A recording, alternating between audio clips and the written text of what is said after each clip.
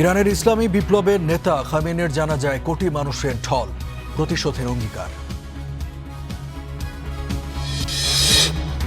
অত্যাধুনিক হবে পিজিআর, প্রতিষ্ঠাবার্ষিকীতে সরকার প্রধান। সরকারি অনুষ্ঠানের ব্যানার বিলবোর্ডে রাখা যাবে না প্রধানমন্ত্রীর ছবি। বরিশালে অফিস কক্ষে ঢুকে আবাসন প্রতিষ্ঠানের এমডিকে নির্যাতন, অভিযুক্ত যুবক গ্রেপ্তার। ব্যবসায়িক দ্বন্দ্বের জের, বলছে পুলিশ।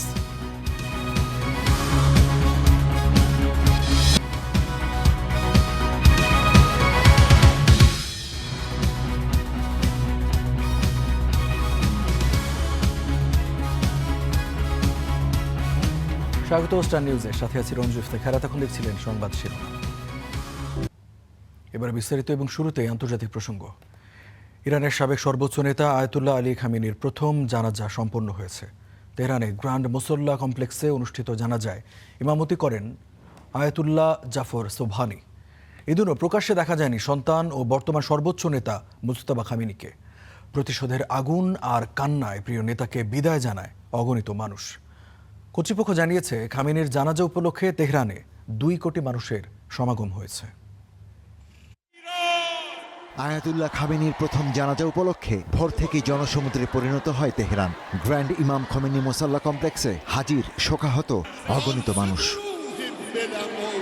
ঐতিহাসিক জানাজা নামাজের পূর্ব নির্ধারিত সময় ছিল তেহরানের স্থানীয় সময় সকাল 8টা। তার আগেই খামেনি ও তার পরিবারের সদস্যদের কফিন মুসাল্লার ভেতর থেকে খোলা চত্বরে আনা হয়। জানাজা নামাজে ইমামতি করেন আয়াতুল্লাহ জাফর সোবহানি। 3 ধাপে অনুষ্ঠিত এই জানাজার প্রথমটি ছিল খামেনির জন্য। পরবর্তী ধাপগুলোতে তার পরিবারের নিহত সদস্যদের জানাজা করা হয়। দীর্ঘ জানাজায় অংশগ্রহণ করেন ইরানের শীর্ষ নেতৃবৃন্দ। তাদের অনেকের চোখ ছিল অশ্রুসিক্ত। এছাড়া বিশ্বের প্রায় 100 দেশের প্রতিনিধিরাও নামাজে যোগ দেন। জানাজা শেষে খামেনি ও পরিবারের সদস্যদের কফিন ফের মুসাল্লার ভিতরে নেওয়া হয়। ততক্ষণে নীরবতা ভেঙে ফের স্লোগানে মুখর হয়ে ওঠে গ্র্যান্ড কমপ্লেক্স। খামেনি হত্যাকাণ্ডের বিচারের দাবিতে প্রকম্পিত হয়ে ওঠে ময়দান। এদিকে ইরানি কর্তৃপক্ষ শেষ যাত্রার চূড়ান্ত সূচিও ঘোষণা করেছে। কাল তেহরান থেকে শুরু হবে শোক মিছিল। মঙ্গলবার পবিত্র শহর কোমে এবং বৃহস্পতিবার মাশহাদেও থাকবে মিছিলের আয়োজন। বুধবার ইরাকের পবিত্র শহর নাজাফ ও কারবালাতে জানাজা ও শোকানুষ্ঠান হবে। বৃহস্পতিবার ইমাম রেজার মাজার প্রাঙ্গণে চিরনিদ্রায় শায়িত করা হবে আয়াতুল্লাহ খামেনিকে। Ishtiaq Hossain, star news. এবারে দেশে খবর। সশস্ত্র বাহিনী দেশপ্রেম ও পেশাদারিত্ব বজায় রাখলে দেশের সার্বভৌমত্ব আর কখনোই হুমকির মুখে পড়বে না, বললেন প্রধানমন্ত্রী তারেক রহমান। পিজিআরের 51তম প্রতিষ্ঠাবার্ষিকীতে তিনি একথা বলেন। নিরাপত্তার জন্য নির্বাচিত সরকার প্রধানের সাথে জনগণের যাতে কোনো দূরত্ব তৈরি না হয়, সেদিকে লক্ষ্য রাখতে পিজিআর সদস্যদের আহ্বানও জানান তারেক রহমান। রাষ্ট্রের সর্বোচ্চ নেতৃত্বের উপস্থিতিতে গৌরব, শৃঙ্খলা আর আনুগত্যের আরেকটি অধ্যায়ের সাক্ষী হল প্রেসিডেন্ট গার্ড রেজিমেন্টের প্রতিষ্ঠাবার্ষিকী। রাষ্ট্রের বিশেষ ব্যক্তিদের নিরাপত্তায় গঠিত এই বাহিনীর 51তম প্রতিষ্ঠাবার্ষিকীতে ঢাকা সেনানিবাসে পিজিআর সদর দপ্তরে আসেন প্রধানমন্ত্রী তারেক রহমান। তাকে স্বাগত জানান বাহিনীর ঊর্ধ্বতন কর্মকর্তারা। এ সময় পিজিআরের সদস্যদের সঙ্গে শুভেচ্ছা বিনিময় করেন প্রধানমন্ত্রী। আমার বাবা মা দুজনেই বিভিন্ন সময় বিভিন্ন মেয়াদে আল্লাহর রহমতে রাষ্ট্র এবং সরকার পরিচালনার দায়িত্ব থাকায় সঙ্গত কারণেই পিজিআরের কার্যক্রমের সঙ্গে আমি ছোটবেলা থেকেই পরিচিত। আহ্বান জানান সার্বভৌমত্ব রক্ষায় দেশপ্রেমে উদ্বুদ্ধ হওয়ার। সশস্ত্র বাহিনী যদি দেশপ্রেমে উদ্বুদ্ধ হয়ে কঠোর নিয়মবর্তিতা অনুসরণ এবং পেশাদারিত্ব বজায় রাখেন, তাহলে দেশের সার্বভৌমত্ব আর কখনোই হুমকির সম্মুখীন হবে না বলে আমি বিশ্বাস করি, ইনশাআল্লাহ। জনগণ যাতে সরকার প্রধান থেকে বিচ্ছিন্ন না হয়, নিরাপত্তা বিধানের সময় সে দিকটিও খেয়াল রাখার নির্দেশনা দেন তিনি।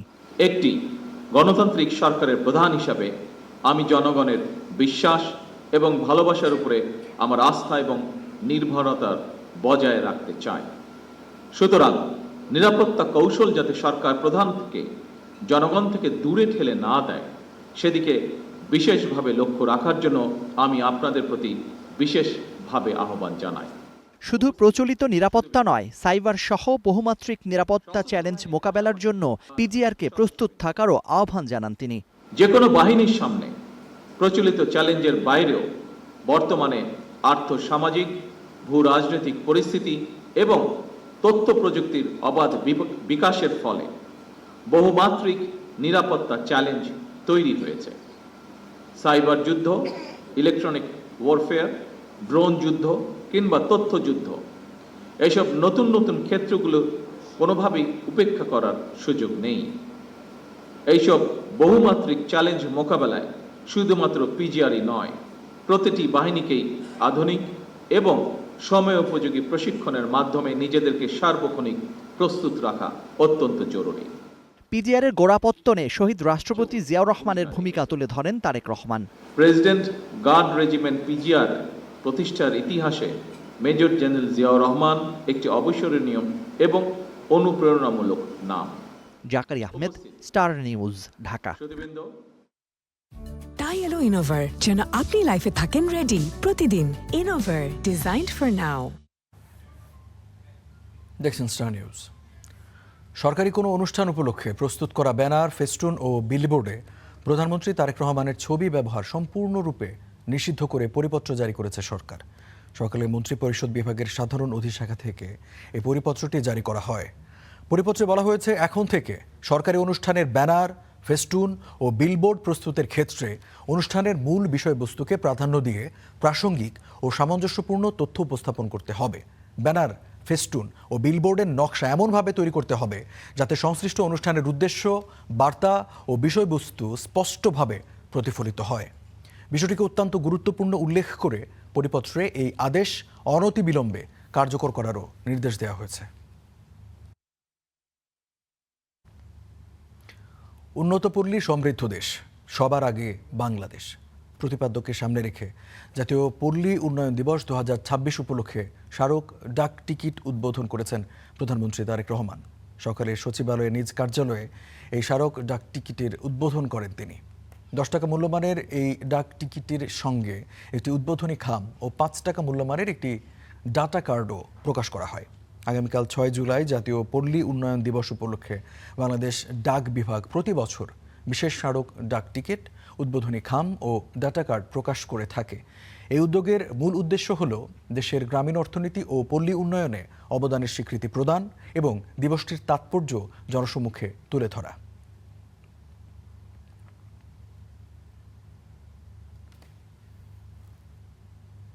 বরিশালে একটি আবাসন প্রতিষ্ঠানের ব্যবস্থাপনা পরিচালকের কক্ষে ঢুকে নির্যাতন করে চেক ও স্ট্যাম্পে স্বাক্ষর আদায়ের অভিযোগ উঠেছে। একই সঙ্গে নির্যাতনের শিকার ব্যক্তিকে জোরপূর্বক থানায় নেয়ার অভিযোগও করেন ভুক্তভোগী আব্দুল আজিজ। এ ঘটনায় মামলার পর অভিযুক্ত লিটুকে গ্রেপ্তার করা হয়। ব্যবসায়িক দ্বন্দ্বের জেরে এই ঘটনা বলে জানিয়েছে পুলিশ।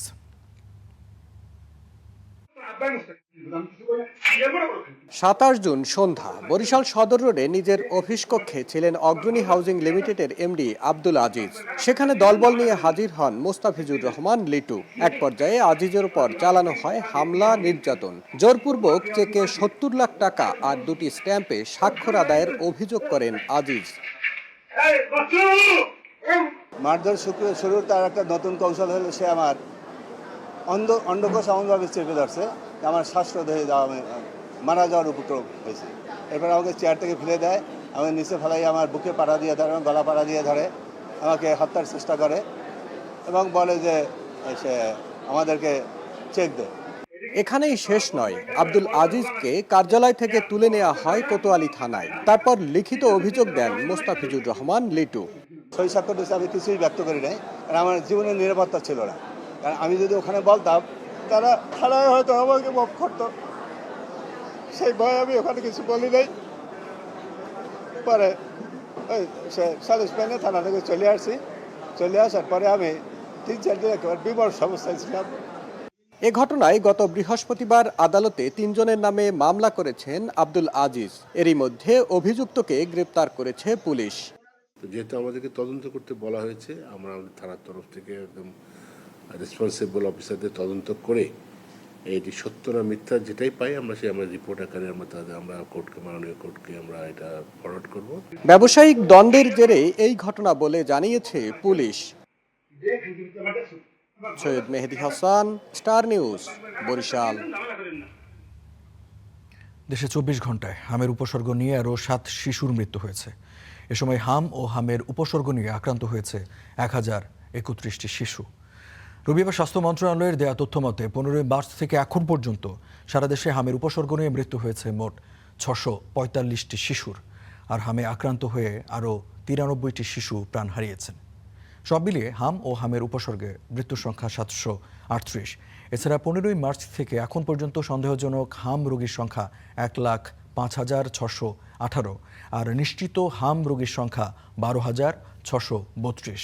এর মধ্যে হাসপাতালে ভর্তি হয়েছে ৮৮,৮৪৪ রোগী, যাদের মধ্যে ৮৫,১২২ জন হাসপাতাল থেকে বাড়ি ফিরেছেন।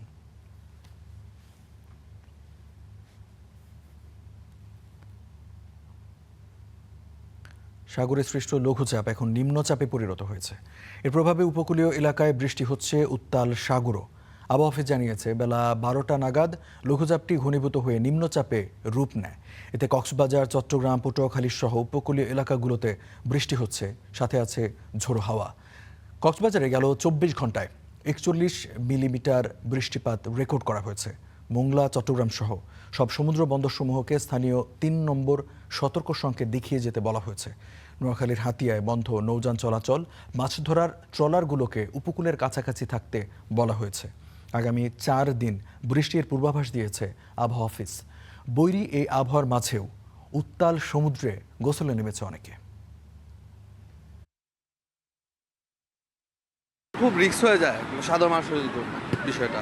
এভাবে এখন শুনলাম ৩ নম্বর বিভাগ সঙ্গে অলরেডি দিয়ে দিচ্ছে, বাট এভাবে নানামাটাই উচিত সবার। আমরা নজর ধরে রাখতেছি, কেউ যেন বিপদে না পড়ে, তাদের কেউ যে মাছ কাজ চলে তাদেরকে আমরা বাসে দিয়ে কমিউনিকেশন করতেছি, দূরে যাবেন না, লাইফ নির্দেশনা মেনে চলুন এবং আউটসাইডে যাবেন না। দর্শক, আবহাওয়ার পরিস্থিতির খবর জানবো। কক্সবাজার থেকে যুক্ত হচ্ছেন সহকর্মী মুহিবুল্লাহ। মুহিবের কাছ থেকে জানতে চাইবো কক্সবাজারেও কি এখন বৃষ্টি হচ্ছে কিনা, আর অনেকেই পানিতে নামছিলেন সমুদ্র উত্তাল এই অবস্থায়, তাদের ঠেকাতে বা তাদের জন্য পর্যটন পুলিশের পক্ষ থেকে কি ব্যবস্থা আছে?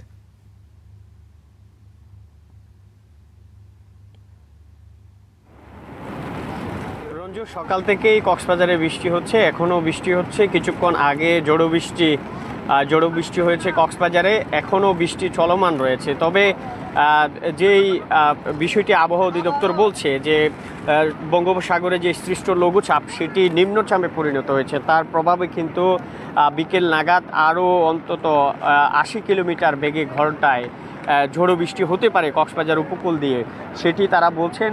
তার ফলে কিন্তু সাগর উত্তাল রয়েছে, যার কারণে কক্সবাজার সমুদ্র বন্দরকে ৩ নম্বর সতর্কতা সংকেত দেখিয়ে যেতে বলা হয়েছে। সেই নির্দেশনা মোতাবেক মাছ আহরণরত যে সমস্ত ফিশিং ট্রলার সাগরে ছিল তারা কিন্তু তীরবর্তী এলাকায় অর্থাৎ নিরাপদে সরে এসেছে। সেটি আমরা ফিশিং বোট মালিক সমিতির সাধারণ সম্পাদক দেলোয়ার হোসেনের সাথে কথা বলার পর জানতে পেরেছি। এখন পর্যন্ত আসলে সেন্ট মার্টিনের সাথে টেকনাফের যোগাযোগ, একই সঙ্গে মহেশখালীর সঙ্গে কক্সবাজার সদরের যে নৌ যোগাযোগ ব্যবস্থা সেটি এখন পর্যন্ত বন্ধ রয়েছে। এবং কক্সবাজার সমুদ্র সৈকতে আপনি হয়তো দেখছেন যে ঝোড়ো বৃষ্টি এবং উত্তাল সমুদ্রের মধ্যেও কিছু পর্যটক এবং স্থানীয় মানুষজন কিন্তু সমুদ্রে নেমে পড়েছেন। তারা বৃষ্টির মধ্যেই বৃষ্টিকে উপভোগ করছেন এবং বর্ষা মৌসুমে সমুদ্র এবং তার প্রাকৃতিক যে রূপ সেটি আরও নতুন করে মানুষকে আকৃষ্ট করে, তারই ধারাবাহিকতায় এই সমস্ত পর্যটক কিন্তু সকাল থেকে কক্সবাজারে রয়েছেন। বিশেষ করে সুগন্ধা, লাবণী এবং কলাতুলি পয়েন্টে পর্যটকদের ভিড় দেখা গেছে। আরেকটি বিষয় রঞ্জু আপনাকে জানিয়ে রাখতে চাই, যেহেতু কক্সবাজার শুধু সমুদ্র উপকূলীয় এলাকা নয়, এখানে পাহাড় বেষ্টিত বিভিন্ন গ্রাম রয়েছে, এলাকা রয়েছে, সেখানে পাহাড়ে লাখো মানুষের বসবাস রয়েছে। যেহেতু কিছুক্ষণ আগে আবহাওয়া অধিদপ্তরের সর্বশেষ বুলেটিনে বলা হয়েছে নিম্নচাপটির প্রভাবে ঝোড়ো বৃষ্টি এবং টানা বৃষ্টি হতে পারে, যার ফলে ভূমিধসের একটি আশঙ্কার কথা তারা জানিয়েছেন। সেই আশঙ্কার বার্তা পাওয়ার পর থেকে জেলা প্রশাসনের পক্ষ থেকে পাহাড় বেষ্টিত যে সমস্ত এলাকায় পাহাড়ের পাদদেশে যে সমস্ত মানুষ বসবাস করছে সেখানে মাইকিং করা হচ্ছে এবং যারা অতি ঝুঁকিপূর্ণ এলাকায় রয়েছে তাদেরকে সরিয়ে নেওয়ার ব্যবস্থা করছে জেলা প্রশাসন। এই ছিল রঞ্জু আমার কাছে কক্সবাজার থেকে আবহাওয়ার সর্বশেষ খবরাখবর। মুহিব, আপনাকে ধন্যবাদ। দর্শক, আমাদের সহকর্মী মুহিবুল্লাহ মুহিব জানাচ্ছিলেন কক্সবাজারে এখন আবহাওয়ার কী পরিস্থিতি, সেখানে নিম্নচাপ হচ্ছে সেটা আমরা দেখছিলাম। এই ছিল স্টার নিউজে। এতক্ষণ যারা সাথে ছিলেন সবাইকে অসংখ্য ধন্যবাদ।